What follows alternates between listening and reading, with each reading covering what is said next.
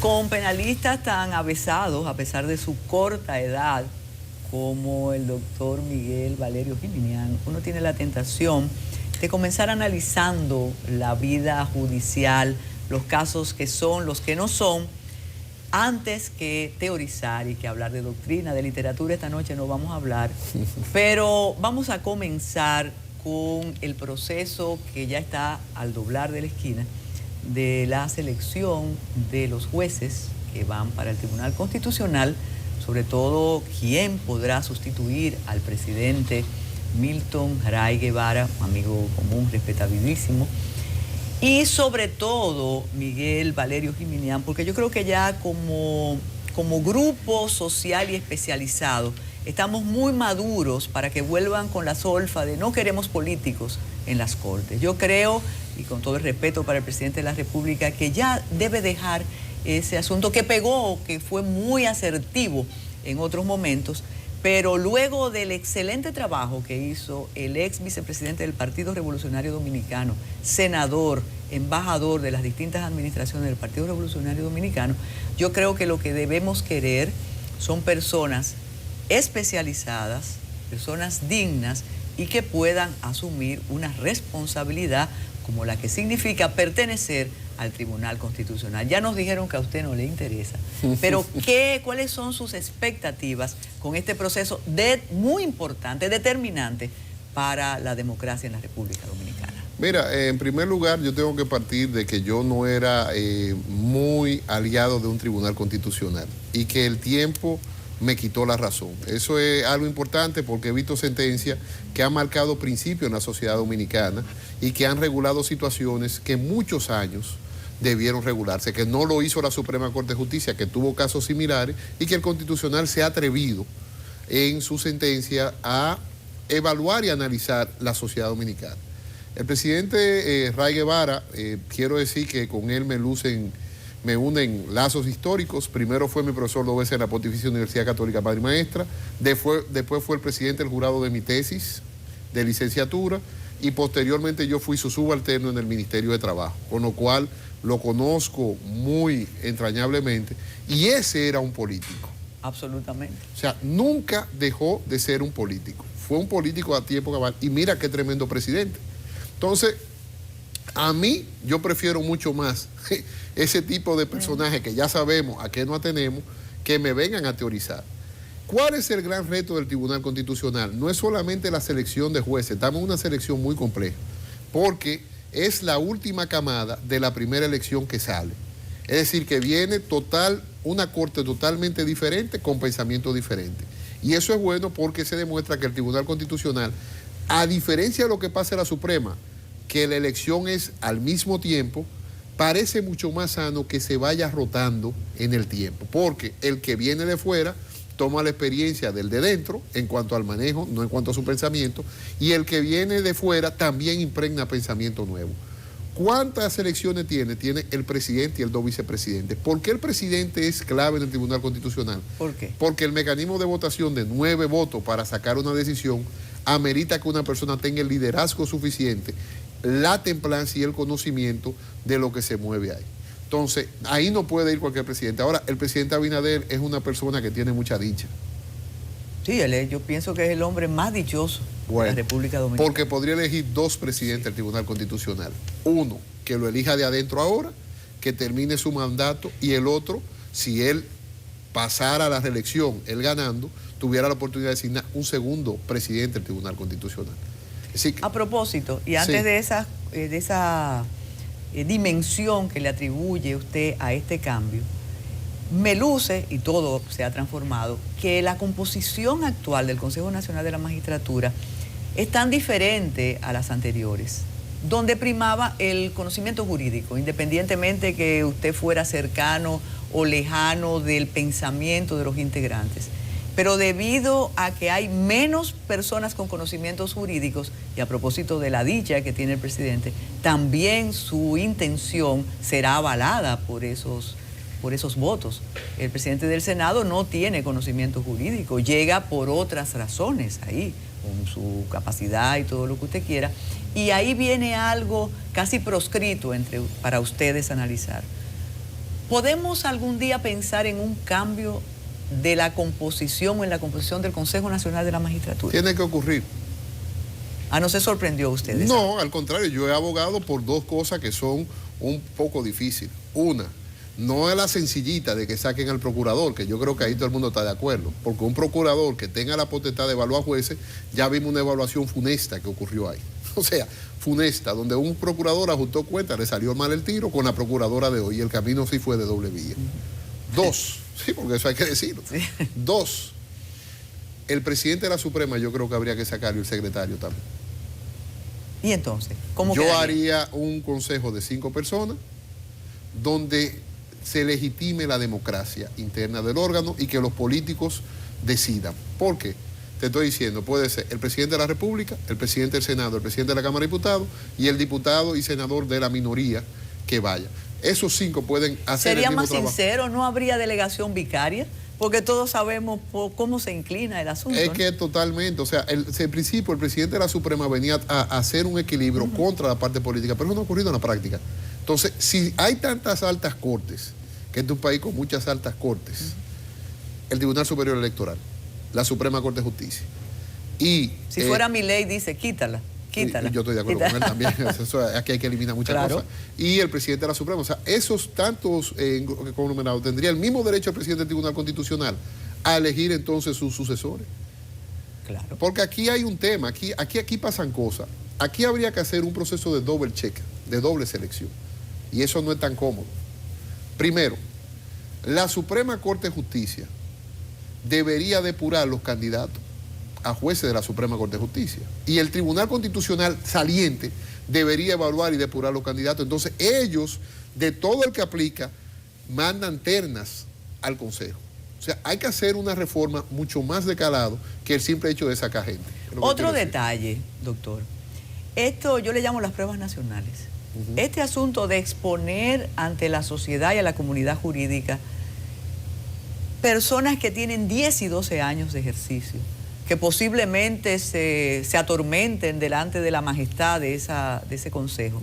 A preguntas como cuánto es el plazo para la casación, qué usted piensa del aborto, ¿no le parece algo casi infantil si tú tienes ya una trayectoria y se deben evaluar otras cosas? Sobre todo por las sutilezas de que a Valerio no le pregunte tal cosa porque lo vas a ofender. Entonces, no entiendo, porque si no te van a exponer con toda la fiereza, entonces no me pregunte quién descubrió América. Mira, yo he visto evaluaciones en otros países, principalmente las evaluaciones que más a mí me gustan son las de los Estados Unidos, donde es la más politizada de todas, porque ahí el presidente somete y el Congreso aprueba. O sea, esa es política totalmente. Y el Congreso no es de que el Consejo Nacional de la Judicatura, sino se va a una votación. Y nadie se equivoca ahí. Entonces, ¿qué es lo que yo creo? Que la evaluación exhaustiva tiene que ser sobre 3 acápites principales. Vamos a ver. El primero, el de la seriedad o no del individuo. O sea, un corruptazo tú no lo puedes meter en un tribunal, porque aquí todos nos conocemos. O sea, no corrupto, él es un corrupto. No, no. Con caso probado. Eso no debería ser. 2, el tema de la actitud para ser juez o no. Porque eso conlleva una madurez. Yo no que creo... es muy diferente a ser abogado. Claro, yo no creo que, por ejemplo, a mí me gustaría algún día, quien no quiera, algún día lleguemos a la Suprema, no hay problema, pero después que yo hago una trayectoria, no con 37 años, o sea, no le veo sentido. El tercero es muy interesante, cómo piensa esa persona ideológicamente. Porque tú preguntarle a un abogado, a mí que tú me preguntes cuánto es el recurso de apelación, exacto, ¿cuánto es la fecha de recurso de apelación? Es probable que ni me lo sepa, Carlos. Y yo hago apelaciones todos los días. Claro. Entonces, eso hay que sincerizar la cuestionante del Consejo. Eso tiene que regularse, no se ha regulado. Hay que sincerizar quiénes llegan a esa evaluación al final.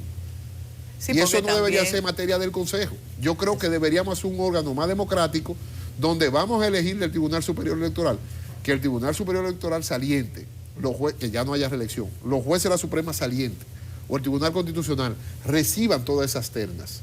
Y entre sus pares hay un mecanismo de votación para que salgan los mejores. bueno, que eso no es democrático, que vamos... pero tal vez eso es más sincero que lo que tenemos ahora. Doctor, ¿por qué es tan pecaminoso que usted esté inscrito en un partido político? Que no lo es que usted sea de la confianza del presidente de la República o de un partido, y no lo es que usted represente grupos financieros, grupos corporativos. Bueno, yo ahí lo dije hace unos cuantos días, que yo quiero que vayan de grupo económico y de grupo político, y que todo el que califique que entre, porque eso le da al constitucional un aire mucho más democrático. O sea, fíjate, yo he tenido una gran oportunidad en mi carrera profesional. Yo soy de confianza de todos los partidos políticos, creo, porque he trabajado con todos. O sea, en mi oficina no te dicen antes de la entrada, tú eres PLDista, tú eres reformista, tú eres PRMista, eso no existe en la oficina. Y con grupo económico también.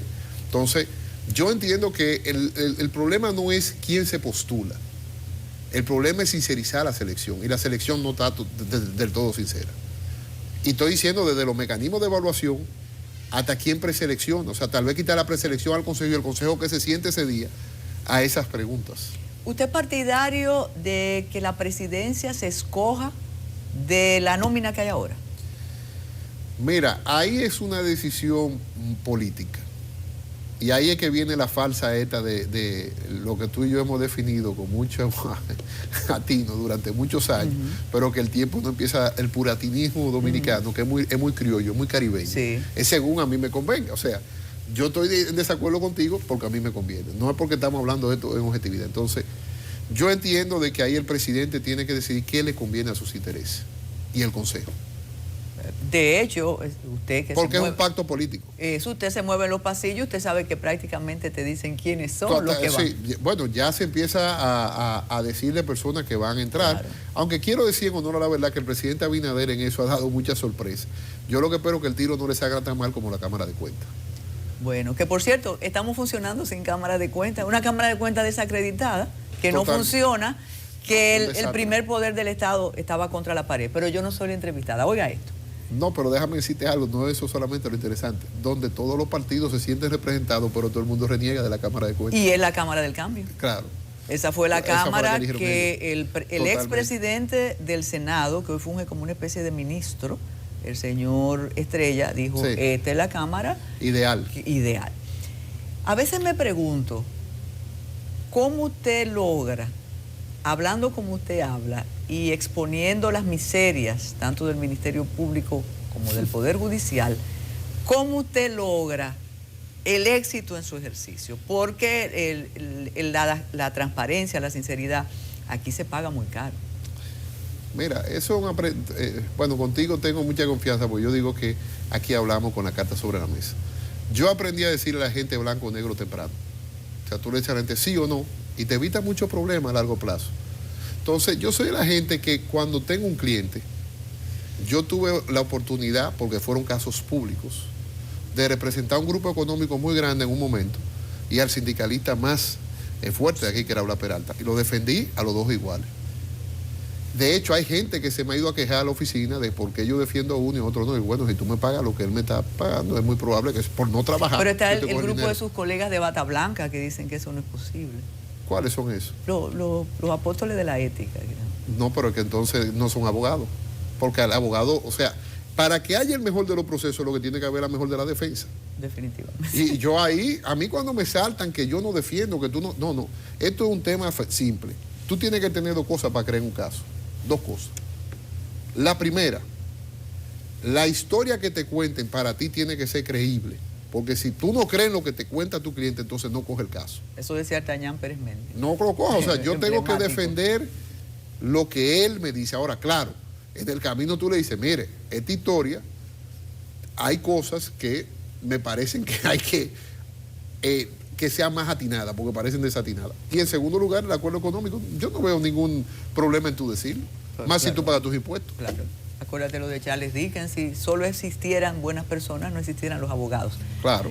Miguel Valerio Giminián, para sorpresa de algunos, y entre esos no nos encontramos nosotros, ha habido una especie de estremecimiento con algo que detectó compras y contrataciones. Dirección de compras, cambió el nombre.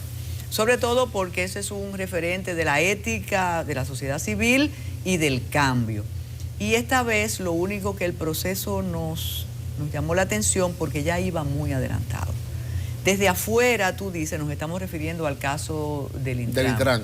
Desde afuera tú dices, pero ¿qué falló aquí? ¿Dónde estaba la veeduría? ¿Qué pasó con el comité de licitación? Claro, sin entrar en Honduras, porque siempre defendiendo la presunción de inocencia, el derecho administrativo y la posibilidad de que le toquen su puerta como profesional. Pero no le luce que este caso ha sido manejado de una forma absolutamente diferente a los demás. No, mira, aquí pasó algo con el Ministerio Público, yo lo dije cuando empezaron, de hecho tengo muy buenas relaciones en la Procuraduría, no tengo por qué negarlo, tengo muchos años bregando con fiscal. Y dije, señora, hay que hacer pedagogía, hay que hacer pedagogía. Por ejemplo, ya no se habla de la prisión preventiva hace 2 semanas porque sacaron quienes estaban motorizando. Yo lo aplaudía, pero no me metía.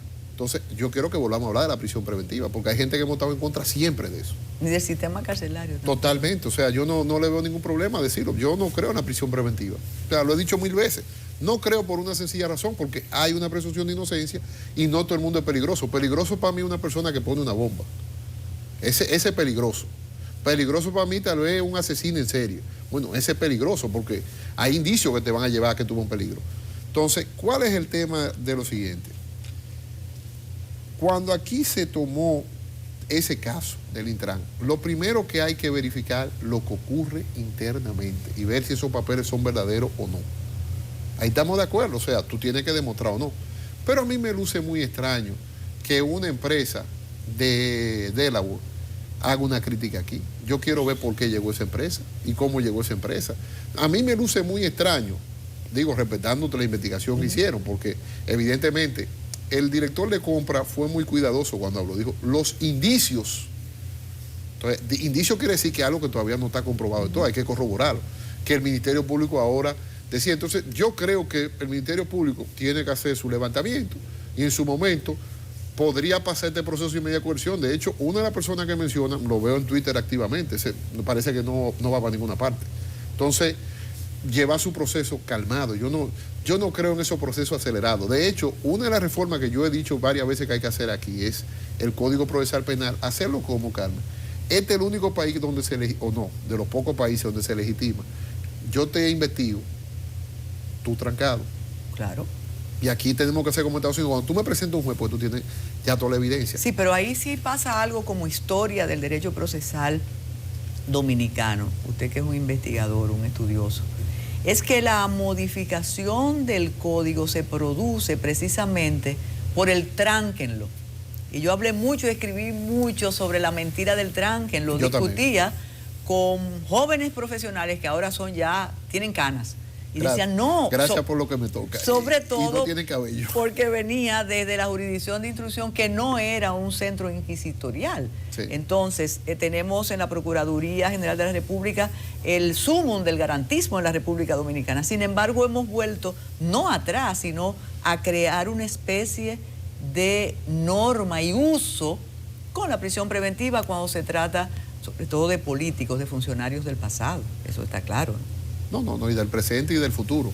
Y que no hablemos que los pobres también son esa es la parte es el argumento. Ese siempre es la parte. Ahora, número uno, yo cuando hicieron el código dije, aquí están hablando mentiras, porque raramente yo confiaba más en el juez de la instrucción que en un fiscal. Punto. Lo dije muy claro aquella vez, dije, aquí no se está hablando de la verdad. ¿Qué fue lo que hicieron? Que redujeron los tiempos, pero las formas quedaron iguales. ¿Por qué digo los tiempos? Porque antes efectivamente tú te podías quedar preso preventivo años, pero también el proceso podía durar 10 o 15 años y cuando venía el fallo final, para que la gente me entienda en la casa, porque esto es muy técnico. Sí. Cuando una persona entra en prisión preventiva quiere decir que no se ha conocido el fondo y es una medida para que una gente comparezca al proceso. Esa es la finalidad de la medida de coerción y que no desaparezca prueba. Esa es la finalidad. Anterior al año 2002, lo que ocurría era lo siguiente. El juez de la instrucción daba un mandato de prevención, mandaba a la cárcel y esa persona no salía más hasta 5 o 6 años cuando se conocía el proceso. ¿Cómo terminaban todas las sentencias del fondo en aquel tiempo? Prisión cumplida. Sí. Prisión cumplida. Así se acababa el proceso, prisión cumplida. ¿Qué hizo el código? Dijo, bueno, es una barbaridad que todos los casos terminen en prisión cumplida. Bueno, acortemos los tiempos. Ahora usted va a tener un tiempo para acusar y después conocer. Mire, hay un detalle que no podemos obviar en este bloque y es, los jueces tienen miedo. Es que eso es lo que te digo. Aquí cuando hablan del lawfare y toda esa cosa, que yo no creo en nada de eso, es que el fiscal no está para dar besitos. La gente está equivocada. El fiscal cuando ya toma una posición de que te va a investigar y te va a acusar, es una parte en el proceso. Lo que pasa es que los jueces no han entendido que es otra parte en el proceso. El problema no es en la fiscalía que está. El problema está en la justicia. Entonces, ¿tienen miedo o son incompetentes? No, yo no diría que son incompetentes porque van a una escuela. Yo digo que hay jueces con miedo. Vamos a hacer una pausa y regresamos con Miguel Valerio Giminián. No, Miguel Valerio Giminián, muchas llamadas. Usted, esa sinceridad es inconveniente, doctor. Algo importante, volviendo a compra, la Dirección de Compras y Contrataciones. Si no existiera la Dirección de Compras y Contrataciones, un procedimiento como el que está ahora en los medios hubiera seguido, porque eso es parte de la bandera que dicen gracias a Compras y Contrataciones. Y un detalle, ¿por qué los agraviados, los supuestos agraviados, no han interpuesto ninguna querella? Bueno, aquí hay cosas que tenemos que analizar ya en el fondo del caso. Evidentemente uno habla de lo que ha visto en la prensa, no puedo profundizar. Primero, compra y contrataciones, repito, y esas son de las cosas que uno lo ve en el tribunal, pero los tribunales con el tiempo han venido a descartarlo. No, que se necesita un informe de compra y contratación en un proceso, ya eso se dijo que no, que evidentemente lo penal no tiene que ver nada con lo administrativo, o sea, que hubo un tema de corrupción, es un tema de corrupción. Dos, el compra y contrataciones cumplió con su trabajo, revisó, vio irregularidad y lo mandó al PECA, porque dice que hay unos documentos falsos, que no son falsos, ahí lo que hay una falsedad ideológica en dado caso, porque los documentos parece que son reales, aunque hay una firma que escanearon, bueno, eso yo no lo sé, ya no lo sé tanto al detalle, pero está ahí, lo mandaron al PECA. Ahora, sobre el tema ya del proceso en sí, yo entiendo de que tiene que iniciar la investigación, pero lo raro fue que se parara antes. Que no se parara antes. No, que se parara antes, porque aquí la fiesta se dio por muchos años y nunca para nada. Bueno, okay. Que aquí lo pararon, antes no paran nada. ¿Cuántos contratos de eso tú crees que se están haciendo ahora mismo? Muchos. ¿Cuántos se hacían antes? Muchísimos. ¿Y después? ¿Y cuántos procesos? Mire, no podemos despedirlo sin su conceptualización acerca de algo que no está en el código nuestro, pero ya se habla de delación premiada, como si estuviera en el artículo Cuchumbil. ¿Qué va a pasar con esas delaciones premiadas que sostienen tantos procesos cuando llegue la hora del juicio? No, mira, en el tema de las delaciones premiadas, evidentemente las personas irán como testigos de la corona, porque así se le llama técnicamente, darán su declaración, eso hay que corroborarlo con otra prueba del procedimiento. Un tema es lo que se dice en cámara fría, otra cosa es lo contradictorio que se va a dar en un proceso, pero evidentemente de que eso es una herramienta correcta que el Ministerio Público lo ha utilizado muy bien. Que yo vuelvo y repito, aquí se quejan del Ministerio Público. Yo no me quejo del Ministerio Público. Yo me quejo si los jueces dejan que el Ministerio Público viole derecho, que es diferente. Pero el Ministerio Público viola derecho cuando pide prisión preventiva, no está en la ley. Pero ahora es que esto se pone bueno, porque yo quisiera con este caso que el Ministerio Público equilibrara un poco la balanza. Que pida prisión preventiva y cosas de esas. No, que equilibrara, porque es el primer caso de esta administración que va a conocer. ¿Quién dijo que no? ¿El de la lotería? No, vamos unos cuantos. Después usted le manda el recuento a Yulisa Céspedes. Nosotros despedimos a Miguel Valerio.